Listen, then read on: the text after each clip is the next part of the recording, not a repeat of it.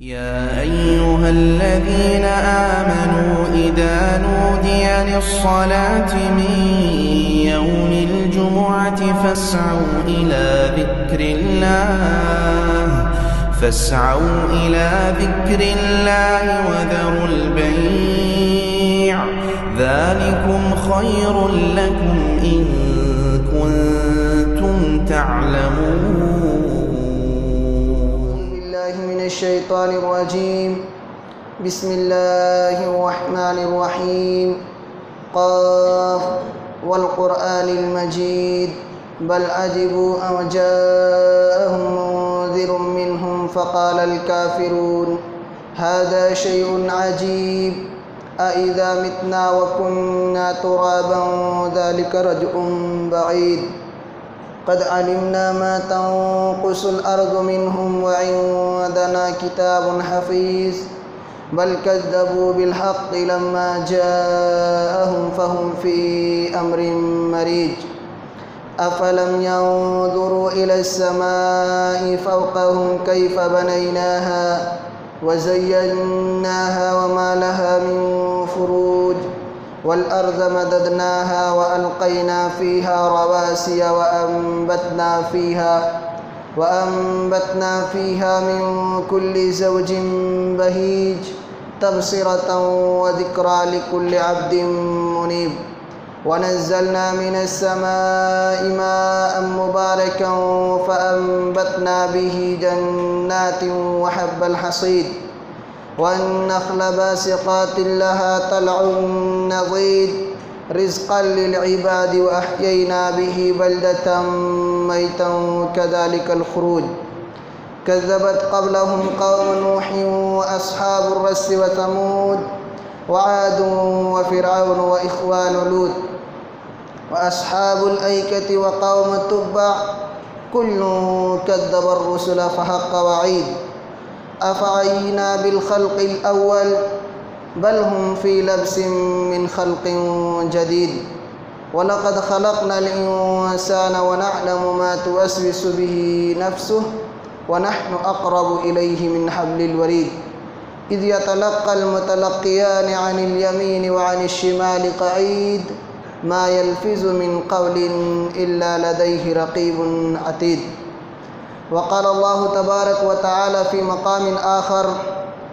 يا أيها الذين آمنوا إذا نودي للصلاة من يوم الجمعة فاسعوا إلى ذكر الله وذروا البيع ذلكم خير لكم إن كنتم تعلمون. محترम सामईन किराम,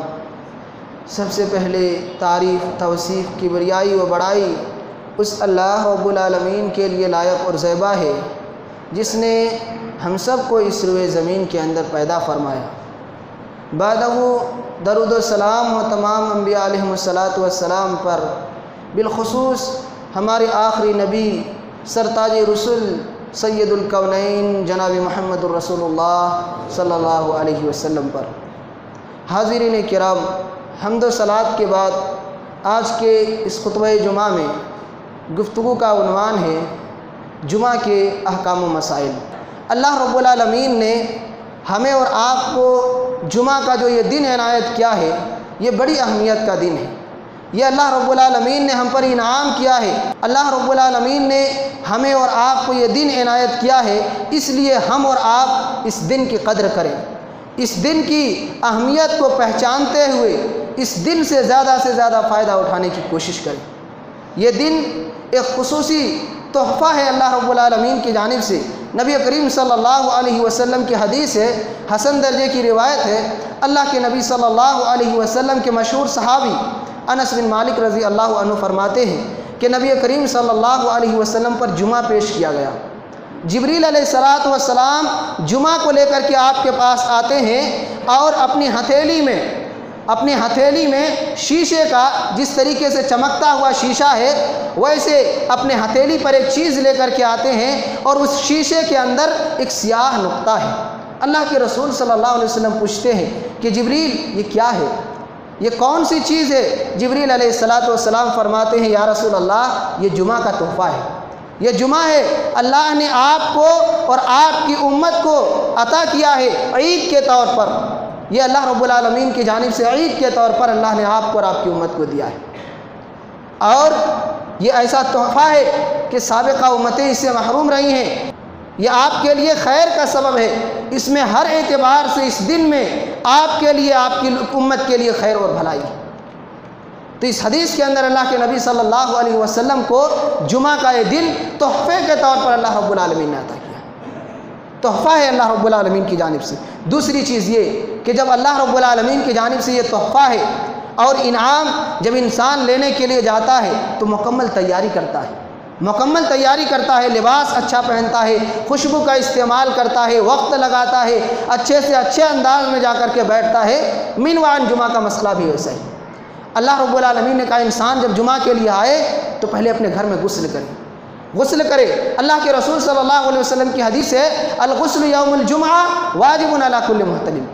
کہ بالغ بچے پر، بالغ شخص پر جمعہ کے دن غسل کرنا واجب اور ضروری ہے. یہ اللہ کے رسول صلی اللہ علیہ وسلم کی تاکیدی سنت ہے. اس لیے ہم اور آپ جمعہ کے دن غسل کرنے میں، نہانے میں کوتاہی نہ کریں، بلکہ جتنی جلدی ہو سکے جمعہ کے دن غسل سے فارغ ہو جائے. اور دوسرا کام اللہ کے نبی صلی اللہ علیہ وسلم فرماتے ہیں آدمی خوشبو لگائے. خوشبو لگائے، خرید کر کے رکھے. اگر عام دنوں میں نہیں استعمال کر سکتا ہے تو ایک خاص خوشبو رکھے کہ اس کو جمعہ کے دن استعمال کریں گے. جمعہ کے دن پوری تیاری کے ساتھ مسجد میں جائیں گے. اللہ کے رسول نے یہاں تک کہا ہے کہ آدمی کے پاس اگر اپنی خوشبو نہ ہو تو اپنی بیوی کے خوشبو کا استعمال کر لے. تیسری چیز اللہ کے رسول فرماتے ہیں کہ یہ جنگلیوں کی طرح جو نظر آتے ہیں، بال بکھرے ہوئے، پراگندہ، بالکل اتنے لمبے لمبے بال لے کر کے، یہ مناسب طریقہ نہیں ہے. جمعہ کے دن جب انسان آئے تو سر کے بالوں میں تیل لگائے. وَيَدَّهِنُ مِن دُونِهِ، جو ان کے پاس، ان کے گھر میں تیل ہے، اس تیل کو استعمال کر کے بال کو سنوار کر کے، سجا کر کے مسجد کے اندر تشریف لائے. اور غسل کر کے،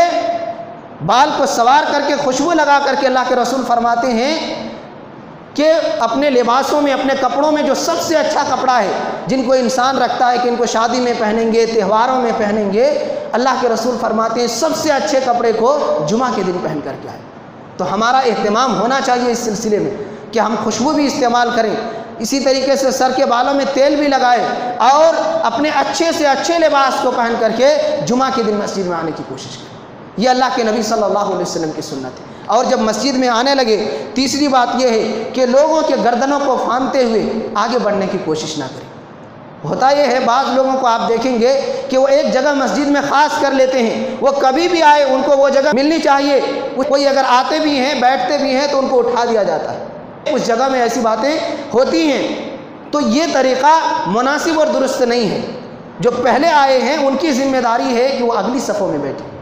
اگلی صفوں میں بیٹھے، پہلے اگلی صفوں کو مکمل کریں تاکہ بعد میں آنے والے کو دشواری نہ ہو، لوگوں کو پھاند کر کے آگے جانے کی ان کو ضرورت نہ پیش آئے. اللہ کے رسول صلی اللہ علیہ وسلم نے لوگوں کی گردنیں پھاند کر کے آگے بڑھنے سے منع کیا ہے. نبی کریم صلی اللہ علیہ وسلم کی حدیث ہے کہ جو انسان جمعہ کے دن غسل کرتا ہے، پھر اچھی خوشبو استعمال کرتا ہے اور لوگوں کی گردنیں پھلانگتا نہیں ہے، لوگوں کی گردنوں کو پھاندتے ہوئے آگے بڑھتا نہیں ہے، ویسے ہی جمعہ کے اندر جب آتا ہے مسجد میں تو کوئی لغو بات نہیں کرتا ہے، کوئی غلط بات نہیں کرتا ہے. اور جب امام خطبہ دے رہے ہوں، خطیب خطبہ دے رہے ہوں تو غور سے خطبہ کو سنتا ہے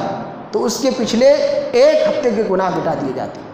ایک جمعہ سے دوسرے جمعہ تک کے گناہ مٹا دیے جاتے ہیں. اور جو انسان لغو بات کرے جمعہ کے دن، کوئی بات غلط کرے جمعہ کے دن مسجد میں آ کر کے، یا لوگوں کی گردنیں پھاند کر کے آگے بڑھ کر کے بیٹھنے کی کوشش کرے تو اس کا جمعہ ختم ہو گیا، اسے ظہر کی نماز کا ثواب ملنے والا ہے. یہ سنن ابی داؤد کی صحیح روایت ہے کہ انسان اگر لوگوں کی گردنیں پھاندتے ہوئے، آپ دیکھیں گے کتنے ایسے لوگ ہیں پیچھے جگہ خالی ہے لیکن بعد میں آ کر کے اگلی صف میں وہ زبردستی بیٹھنے کی کوشش کرتے ہیں. لوگوں کو تھوڑا بھائی آپ ادھر جائیے، آپ تھوڑا ادھر جائیے، پھر وہاں جگہ بنا کر کے بیٹھنے کی کوشش کرتے ہیں. تو یہ طریقہ اللہ کے رسول صلی اللہ علیہ وسلم کی سنت کے خلاف ہے. اللہ کے رسول خطبہ دے رہے ہیں، ایک صحابی آتے ہیں اور لوگوں کی گردنیں پھاندتے ہوئے آگے بیٹھتے ہیں، آگے آ جاتے ہیں. اللہ کے رسول فرماتے ہیں اجلس فقد آذیتا وآنیتا،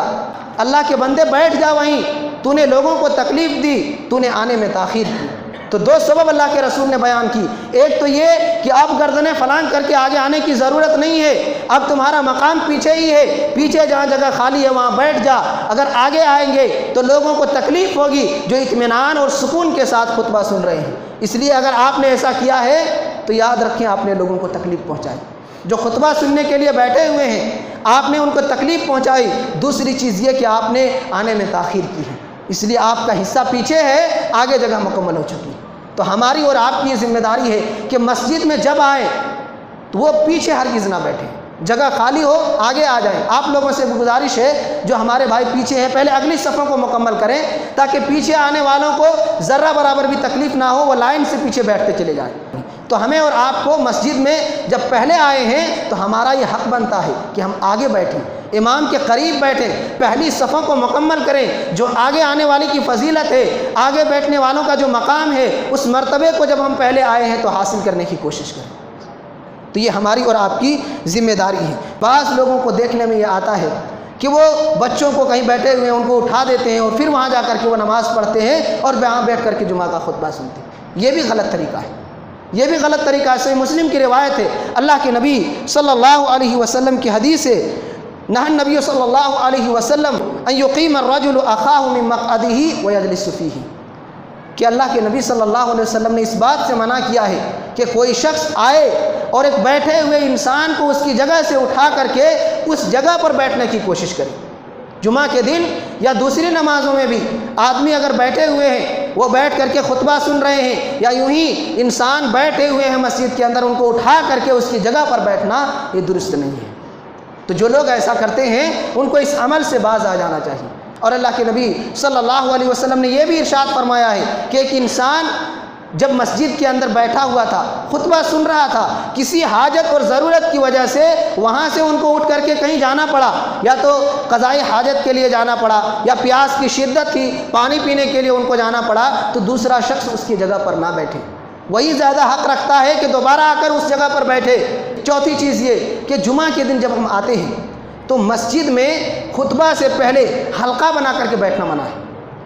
گروہ بنا کر کے کہ کچھ لوگ 10-12 لوگ یہاں بیٹھے ہوئے ہیں، 10-12 لوگ یہاں گھوم کر کے بیٹھے ہوئے ہیں، حلقے مختلف بنے ہوئے ہیں، یہ اللہ کے نبی صلی اللہ علیہ وسلم نے منع کیا ہے۔ اللہ کے رسول صلی اللہ علیہ وسلم فرماتے ہیں، ان عبداللہ بن عمرو رضی اللہ عنہ ان النبی صلی اللہ علیہ وسلم نہى عن التحلق یوم الجمعۃ قبل الصلاۃ، کہ اللہ کے رسول صلی اللہ علیہ وسلم نے جمعہ کے دن نماز سے پہلے حلقہ بنا کر مسجد میں بیٹھنے سے منع کیا ہے۔ اس لیے ہم آئیں تو ایک ایک کر کے جہاں جگہ ملے پہلی صفوں کو مکمل کرتے ہوئے ادب کے ساتھ، سلیقے کے ساتھ، اطمینان اور سکون کے ساتھ بیٹھیں اور خطبہ سنیں۔ اور خطبہ سے پہلے اگر آئے ہیں قرآن پڑھنا آتا ہے قرآن پڑھیں، اگر قرآن پڑھنا نہیں آتا ہے ذکر و اذکار کریں، اللہ رب العالمین کو یاد کریں، سنت اور نوافل کی ادائیگی کریں، اہتمام کے ساتھ جتنا زیادہ ہو سکے اس کو ادا کرنے کی کوشش کریں، 2 رکعت پر سلام پھیریں۔ تو یہ اللہ کے نبی صلی اللہ علیہ وسلم کا طریقہ ہے۔ اسی روایت کے اندر اللہ کے حبیب فرماتے ہیں کہ جو انسان جمعہ کے دن مسجد کے اندر یا عام وقت میں بھی مسجد کے اندر تجارت، بیع و شراء جائز اور درست نہیں ہے۔ اللہ کے رسول صلی اللہ علیہ وسلم نے مسجد میں خرید و فروخت کرنے سے منع کیا ہے، یہاں تجارت نہیں کی جا سکتی، یہ اللہ کی عبادت کا گھر ہے، یہ اللہ کو یاد کرنے کے لیے بنایا گیا ہے۔ تجارت کے بارے میں اللہ کے رسول صلی اللہ علیہ وسلم نے منع کیا ہے، وَنَهَىٰ عَنِ الْبَيْعِ وَالشِّرَاءِ، اللہ کے رسول صلی اللہ علیہ وسلم نے مسجد میں خرید و فروخت سے منع کیا، اس لیے ہم اور آپ مسجد کے اندر تجارت نہیں کر سکتی۔ چھٹی بات یہ ہے کہ دوران خطبہ جو مسجد میں داخل ہوتا ہے، ہم اور آپ چاہے مسجد میں خطبہ کے دوران داخل ہوں یا کسی دوسرے وقت میں مسجد کے اندر آئے، تو ہماری ذمہ داری یہ ہے کہ بیٹھنے سے پہلے 2 رکعت نماز ادا کریں، 2 رکعت نماز ہم پڑھ لیں، اس کے بعد بیٹھیں۔ اللہ کے نبی صلی اللہ علیہ وسلم خطبہ دے رہے ہیں، سلیق غطفانی رضی اللہ عنہ آتے ہیں اور بیٹھ جاتے ہیں۔ اللہ کے نبی صلی اللہ علیہ وسلم فرماتے ہیں، یا سلیق قم فرقع رکعتین وتجوز فیہما، کہ سلیق اٹھ جاؤ اور 2 رکعت نماز پڑھ لو، اور نماز دیکھو ہلکی پڑھنا، مختصر نماز پڑھنا، زیادہ لمبی قرات کے ساتھ نہیں پڑھنا، بلکہ خطبہ چل رہا ہے، مختصر 2 رکعت پڑھ کر کے بیٹھ جاؤ۔ آگے اللہ کے نبی صلی اللہ علیہ وسلم فرماتے ہیں، یہ صحیح بخاری اور صحیح مسلم کی روایت ہے، کہ جب بھی تم میں سے کوئی شخص مسجد میں داخل ہو تو 2 رکعت پڑھنے سے پہلے ہرگز نہ بیٹھے، کوئی بھی وقت ہو، یہ سببی نماز ہے۔ مسجد میں داخل ہوتے وقت ہماری اور آپ کی ذمہ داری ہے، یہ نبی کریم صلی اللہ علیہ وسلم کی تاکیدی سنت ہے کہ بغیر 2 رکعت ادا کیے ہوئے ہم مسجد کے اندر نہ بیٹھیں۔ مسجد میں پہلے 2 رکعت نماز ادا کریں آتے ہی، اور پھر جا کر کے جہاں جگہ ملے وہاں بیٹھ جائیں۔ کچھ لوگ ایسے کرتے ہیں کہ مسجد میں داخل ہونے کے بعد تھوڑی دیر بیٹھ جاتے ہیں، پھر کھڑے ہو کر کے نماز ادا کرتے ہیں۔ یہ سنت کے خلاف ہے، یہ سنت کے خلاف ہے۔ البتہ کوئی انسان بھول گیا ہو بیٹھنے کے بعد ان کو یاد آیا ہو کہ ارے 2 رکعت پڑھنی چاہیے مسجد میں داخل ہوتے ہی اور میں بھول چکا ہوں، تب یہاں اللہ کے نبی صلی اللہ علیہ وسلم نے چونکہ بیٹھنے کے بعد ان سے کہا کہ اٹھ کر کے 2 رکعت نماز ادا کرو، تو ہم بھی بیٹھنے کے بعد اگر بھول گئے تھے تو اٹھ کر کے نماز ادا کر سکتے ہیں۔ یا کوئی انسان اگر یوں ہی بیٹھ رہا ہے تو ہم کہہ سکتے ہیں کہ آپ پہلے 2 رکعت نماز ادا کر لیں۔ یہ تاکیدی سنت ہے۔ علماء کرام میں سے بعض نے اس کو فرض بھی کہا ہے، لیکن راجح اور صحیح بات یہ ہے کہ یہ سنت مؤکدہ ہے۔ اللہ کے رسول صلی اللہ علیہ وسلم نے بڑی تاکیدی حکم دی کہ جب بھی انسان مسجد میں داخل ہو 2 رکعت پڑھے، اس کے بعد مسجد کے اندر بیٹھے، یوں ہی مسجد کے اندر نہ بیٹھ جائے۔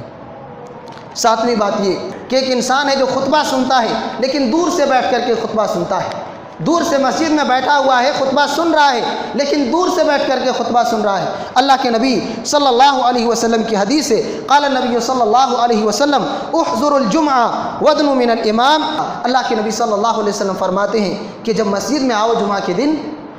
تو جلدی آیا کرو، جمعہ کے دن مسجد میں جلدی حاضر ہو جاؤ اور امام کے قریب آ کر کے بیٹھو، ورنہ یاد رکھنا کہ ایک انسان ہمیشہ پیچھے رہتا ہے،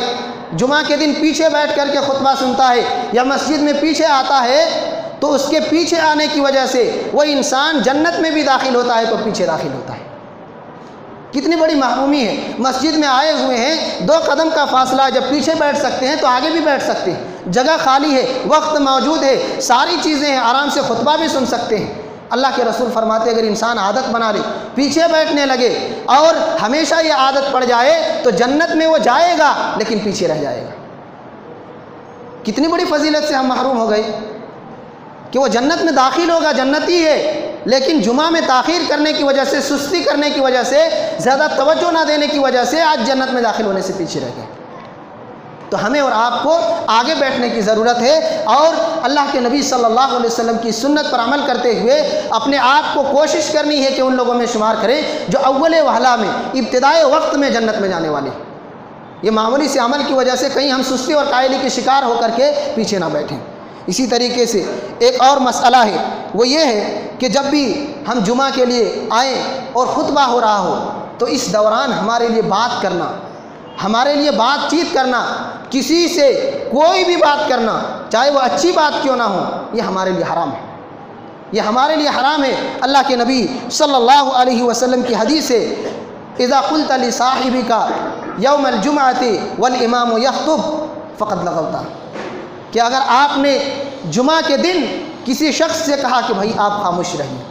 آپ غور کیجئے اس لفظ پر، صرف اتنا کہا، کوئی خطبے کے دوران چلا رہا تھا، جیسے آج کل دیکھتے ہیں بسا اوقات بچے کافی شور و غل مچاتے ہیں تو دوسرا انسان خیر خواہی کی نیت سے کہ بچے چلا رہے ہیں ان کو روک دیں گے، کہتے ہیں بچے چپ رہا، خاموش رہا، یہ چلانا سخت منع ہے، خطبے کے دوران خاموشی کے ساتھ خطبہ سنیں، تو آپ کا یہ کہنا بھی کہ بھائی آپ چپ رہیے، اللہ کے رسول فرماتے ہیں آپ نے غلط بات کہی، آپ نے ناجائز بات کہی ہے، آپ کا یہ بات کہنا صحیح نہیں ہے، آپ نے غلط بات کو اپنی زبان سے نکالا ہے۔ تو بات ہماری صحیح ہے لیکن یہ موقع اور محل ایسا نہیں ہے، یہ جمعہ کا اتنا بڑا اونچا مقام اللہ رب العالمین نے دیا ہے کہ انسان چوں وہ چرا بھی نہیں کر سکتا، کچھ بول نہیں سکتا، ہاں اشارے سے کوئی بات کر سکتا ہے، جیسے کوئی شور و غل کر رہے ہوں، آپس میں بات کر رہے ہوں تو انسان اشارے کے ساتھ جیسے ایسے کہہ سکتا ہے کہ آدمی سمجھ جائے کہ ہمیں بات کرنے سے منع کیا جا رہا ہے، تو یہ اتنی اجازت ہے، لیکن زبان سے کچھ کہنا، انسان اگر صرف اتنا کہے، صحیح بخاری کی روایت ہے کہ انصت، بھائی چپ رہیے آپ، اللہ کے رسول فرماتے فقط لغوت، آپ نے غلط بات کہی، آپ نے غلط بات کہی، آپ کی یہ ذمہ داری ہے کہ آپ غور سے خطبہ سنیں، جو شور کر رہے ہیں، چلا رہے ہیں، آپس میں باتیں کر رہے ہیں، یہ ان کی ذمہ داری ہے، وہ اپنے جواب دہ ہوں گے، آپ ان سے بری ہیں، البتہ آپ کو خیر خواہی کی نیت ہے، آپ چاہتے ہی ہیں تو صرف اشارہ سے کہہ سکتے ہیں۔ اس کی دلیل کیا ہے؟ اللہ کے نبی صلی اللہ علیہ وسلم کے مشہور صحابی ابو ذر غفاری رضی اللہ عنہ مسجد کے اندر داخل ہوتے ہیں، اللہ کے نبی صلی اللہ علیہ وسلم خطبہ دے رہے ہیں، یہ جا کر کے ابی بن کعب رضی اللہ عنہ کے قریب بیٹھ جاتے ہیں، اللہ کے نبی صلی اللہ علیہ وسلم خطبہ کے اندر سورہ ملک کی تلاوت کرتے ہیں، تبارک الذی بیدہ الملک، اور دوسری روایت کے اندر ہے کہ سورہ توبہ کی تلاوت کرتے ہیں۔ ابو ذر غفاری رضی اللہ عنہ بار بار اشارہ کر رہے ہیں ابی بن کعب کو کہ بھائی یہ بات تو میں نے کبھی بھی نہیں سنی، کیا یہ پہلی مرتبہ آیت نازل ہوئی ہے؟ اور یاد رکھنا چاہیے ابی بن کعب یہ کاتبین وحی میں سے ہیں، اللہ کے رسول پر قرآن اترتا تھا اور یہ صحابہ کرام اس کو لکھا کرتے تھے، اس لیے انہوں نے پوچھا کہ بھائی آپ ہمارے قریب بھی ہیں، کاتبین وحی میں سے بھی ہیں، اس لیے آپ بتائیے کیا یہ بعد میں ابھی نازل ہوئی ہے اللہ کے رسول کے پاس؟ وہ خاموش رہتے ہیں، کچھ بھی جواب نہیں دیتے ہیں۔ پھر یہ اشارہ کر کے پوچھتے ہیں کہ مجھے بتائیے کہ کیا یہ سورت بعد میں نازل کی گئی ہے، یہ سورت کب نازل ہوئی ہے، اس کے بارے میں جاننا چاہتا ہوں۔ پھر وہ خاموش رہتے ہیں۔ دوسری روایت کے اندر ہے کہ وہ اپنی زبان سے کچھ نہیں بولتے، صرف اشارہ کرتے ہیں کہ اسکت، آپ بھی خاموش رہیے،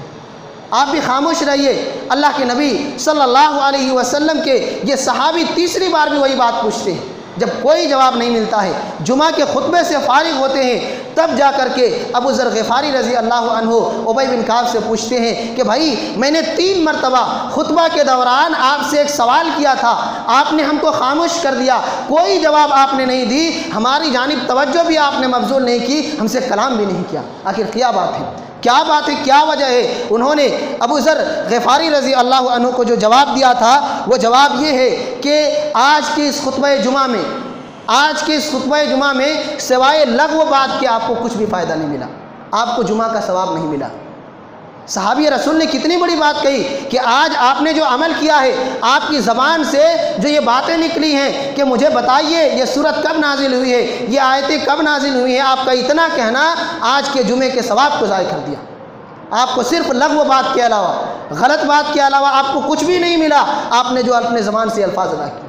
اللہ کے رسول کے پاس جاتے ہیں، ظاہر بات ہے یہ بہت ہی تعجب خیز بات ہے کہ جمعہ کے ثواب کو کاٹ دیا جائے، اور یہ بات جب انہوں نے کہی فوراً گئے اللہ کے رسول کے پاس۔ ابو ذر غفاری رضی اللہ عنہ پوچھتے ہیں اللہ کے رسول ابی بن کعب نے ایسی ایسی باتیں کہی، اللہ کے رسول نے کہا صدقہ ابی بن کعب نے سچ بات کہی ہے، بات بالکل صحیح ہے۔ یہ خطبہ کی اہمیت اور اس کا مقام ہے کہ آدمی بات بھی نہیں کر سکتا، کسی کو روک بھی نہیں سکتا گفتگو کرتے ہوئے، صرف اطمینان کے ساتھ خطبہ سن سکتا ہے، صرف اطمینان کے ساتھ خطبہ سن سکتا ہے۔ تو آپ جانیں کہ خطبہ کی کتنی اہمیت ہے، شریعت میں کتنا مقام دیا گیا ہے اس کو، ہم اس کو اہمیت نہیں دیتے ہیں، لیکن ہماری شریعت نے اس کو بہت مقام دیا ہے، بڑی اہمیت کے حامل ہے، اسی لیے بات کرنے سے منع کیا گیا ہے، کسی کو بات کرنے سے روکنے کو بھی منع کیا گیا ہے۔ البتہ ضرورت کے وقت امام لوگوں سے باتیں کہہ سکتا ہے، کسی کو مخاطب کر کے کوئی بات کہہ سکتا ہے۔ ایسے انسان ہیں جو کافی مجبور اور پریشان ہیں، اور معاشرے کی کوئی خاص پریشانی ہے جس کو لے کر کے انسان آیا ہے، تو وہ بھی بسا اوقات اگر امام سے وہ بات کرنا چاہے تو اس لفظ میں 1-2 الفاظ ادا کر سکتے ہیں۔ لیکن یہاں بھی ہم یہی کہنا چاہتے ہیں کہ اس دور میں چونکہ پرچے وغیرہ کا تعلق نہیں ہے، اب جبکہ نماز کے بعد اعلانات چل رہے ہیں، لوگوں کی جو مسائل ہیں اعلان کیا جاتا ہے، تو خطبے کے درمیان اس کے بارے میں سوال کرنا بیچ میں کھڑے ہو کر کے یہ زیادہ مناسب نہیں۔ البتہ جواز کی صورت موجود ہے۔ اللہ کے نبی صلی اللہ علیہ وسلم خطبہ دے رہے ہیں، ایک صحابی آتے ہیں، دروازے سے داخل ہوتے ہی اللہ کے نبی صلی اللہ علیہ وسلم سے کھڑے ہو کر کے پوچھتے ہیں اللہ کے رسول، یا رسول اللہ آپ ہمارے حق میں دعا کیجیے، ہمارے حق میں دعا کیجیے، ہماری فصلیں ختم ہو چکی ہیں، ہمارے جانور بھوک و پیاس کی وجہ سے تڑپ رہے ہیں، ہم پریشان حال ہیں، اس لیے آپ اللہ سے دعا کیجیے ان یغثنا، کہ اللہ ہمیں بارش دے دے، بارش نازل ہونے کی دعا کیجیے۔ اللہ کے رسول صلی اللہ علیہ وسلم خطبے کے درمیان میں ہاتھ اٹھا کر کے آپ دعائیں کرتے ہیں۔ صحابی رسول فرماتے ہیں کہ ہم نے دیکھا کہ بادل تھا ہی نہیں، لیکن چند لمحوں میں مسلدھار بارش ہو گئی اور پورے ہفتے بھر تک بارش چلتی رہی۔ دوسرے جمعہ کے دن پھر وہی صحابی آتے ہیں، جمعہ کے خطبے کے دوران کھڑے ہو کر کے پوچھتے ہیں اللہ کے رسول آپ دعا کیجئے، بڑی پریشانی ہے، بڑی مصیبت ہے، اب پانی اتنے زیادہ ہو چکے ہیں، بارش کی کثرت اتنی ہو چکی ہے کہ ہمارے جانور کو چرنے کے لیے چارہ نہیں مل رہا ہے، پوری جگہیں بھر چکی ہیں، ایسے ہی باہر نکلنا، تجارت کرنا، کھانا پینا، ساری چیزیں ہمارے لیے دشوار ہو چکی ہیں، اس لیے اب اللہ سے دعا کیجئے کہ بارش ختم ہو جائے۔ اللہ کے رسول صلی اللہ علیہ وسلم نے وہاں دعا کی۔ کہنے کا مقصد یہ ہے کہ اس میں اس بات کا ثبوت ہے کہ آدمی اپنے قوم کے، اپنے معاشرے کے حالات سے پریشان تھا، اللہ کے رسول صلی اللہ علیہ وسلم سے دعا کی درخواست کی، آپ جمعہ کا خطبہ دے رہے تھے۔ ایک دوسری روایت ہے، صحیح بخاری کی روایت ہے، عثمان غنی رضی اللہ عنہ اور عمر فاروق رضی اللہ عنہ کا واقعہ ہے۔ عمر فاروق رضی اللہ عنہ خطبہ دے رہے ہیں، جمعہ کا خطبہ دے رہے ہیں، آپ ممبر پر ہیں، عثمان غنی رضی اللہ عنہ مسجد کے اندر داخل ہوتے ہیں۔ لوگوں کو کیا ہو گیا ہے، کچھ لوگوں کو کیا ہو گیا ہے کہ وہ جمعہ کے دن خطبہ شروع ہونے کے بعد مسجد میں آتے ہیں، اذان ہو جانے کے بعد مسجد کے اندر آتے ہیں۔ اور دوسری روایت کے اندر صراحت موجود ہے کہ آپ نے کس وجہ سے اتنی تاخیر کی، آپ نے اتنی تاخیر کی، اتنی دیر سے آپ مسجد کے اندر آئے ہیں، کیا وجہ ہے؟ یہ کون سی گھڑی ہے مسجد کے اندر آنے کی؟ یہ جملہ ہے ایو ساعۃ ھذہ، کہ یہ مسجد میں آنے کی کون سی گھڑی ہے؟ مسجد میں آنے کا سمے تو خطبہ کے شروع ہونے سے پہلے تھا، آپ اتنے بعد میں کیوں آئے؟ تاخیر آپ نے کیوں کی؟ آپ دیکھیں عثمان غنی رضی اللہ عنہ کوئی معمولی صحابی نہیں ہے، جن کو دنیا کے اندر اللہ کے رسول صلی اللہ علیہ وسلم کی زبانی کئی مرتبہ جنت کی بشارتیں ملی ہیں، جن کے بارے میں اللہ کے حبیب نے کہا کہ یہ دنیا میں کچھ بھی کرے اب کوئی چیز اس کو نقصان نہیں پہنچا سکتی۔ مالدار صحابی ہیں، سخی صحابی ہیں، اللہ کی راہ میں خرچ کرنے والے ہیں، داماد رسول ہیں، اللہ کے نبی صلی اللہ علیہ وسلم کی دو صاحبزادیاں آپ کے پاس تھیں، اور اللہ کے رسول نے کہا میری جتنی بیٹیاں تھیں اگر ضرورت پڑتی تو ساری بیٹیوں کو ایک ایک کر کے آپ کی نگاہ میں دے دیتا، آپ کی نکاح میں دے دیتا۔ یہ مقام تھا عثمان غنی رضی اللہ عنہ۔ لیکن عمر فاروق رضی اللہ عنہ اپنی دور خلافت میں جب خطبہ دے رہے ہیں، عثمان غنی رضی اللہ عنہ سے تاخیر ہو رہی ہے، عمر بن خطاب رضی اللہ عنہ ذمہ دار انسان ہیں، وہ پوچھتے ہیں آپ نے تاخیر کی، آخر کیا وجہ ہے؟ کیوں آپ جمعہ میں آنے سے تاخیر کر رہے ہیں؟ کیوں جمعہ میں آنے سے تاخیر کر رہے ہیں؟ عثمان غنی رضی اللہ عنہ فرماتے ہیں یا امیر المؤمنین شغلت، امیر المؤمنین میں مصروف ہو گیا تھا، بال بچوں میں مصروف ہونے کی وجہ سے مجھے زیادہ وقت ملا نہیں، اور جب میں نے دیکھا کہ جمعہ کی اذان ہو چکی ہے تو نہایا بھی نہیں، صرف وضو کر کے جلدی جلدی مسجد کے اندر آپ کے پاس آ گیا۔ عمر فاروق رضی اللہ عنہ فرماتے ہیں کہ کیا آپ کو یاد نہیں ہے، آپ صرف وضو کر کے چلے آئے؟ اللہ کے رسول صلی اللہ علیہ وسلم کی وہ حدیث آپ کو یاد نہیں ہے؟ اللہ کے رسول صلی اللہ علیہ وسلم نے فرمایا کہ انسان جب جمعہ کے دن آئے مسجد میں تو غسل کر کے آئے،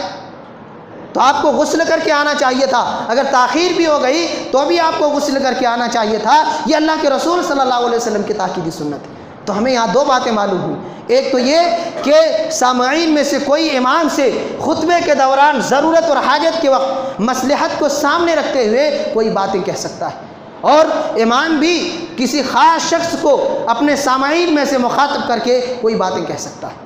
یہ اس روایت سے باتیں ثابت ہوئی۔ ایسے ہی ایک بات یہ بھی معلوم ہوتی ہے کہ نہانے کا کتنا اہتمام صحابہ کرام کیا کرتے تھے کہ ایک دن اگر وہ نہیں نہا کر کے آئے تھے فوراً انہوں نے کہا کہ آج میں غسل نہیں کر سکا، مصروفیت زیادہ تھی، اذان ہوئی تو جلدی جلدی بھاگتے ہوئے مسجد کی طرف آ گئے۔